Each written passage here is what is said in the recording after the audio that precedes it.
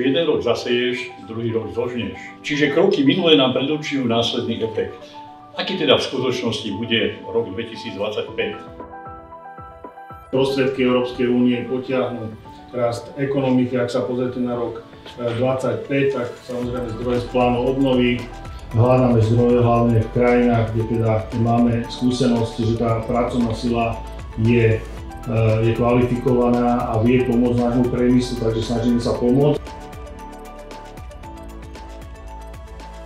Práve my sme ten typ ekonomiky, ktorý by mohol na to výrazne doplatiť, a teda je lepšie sa pripraviť, mať zdravé verejné financie pred krízou, ako to potom riešiť v rámci krízy. Nám inflácia stúpne, zatiaľ čo v väčšine iných krajín inflácia bude naďalej klesajúcom trende. Keď sa trápi Nemecko, bude sa trápiť aj naša ekonomika. A to nie len kvôli tomu, že je priamo prepojená na Nemecko, ale aj kvôli tomu, že naši obchodní partneri sú prepojení. Že ceny sú kľúčové. Kto vyrába lacnejšie, tak a s lacnejšími vstupmi ten je konkurenceschopnejší. Respondenti v roku 2024 sa dívali na vlastné výsledky hospodárenia pesimistickejšie ako v roku 2023.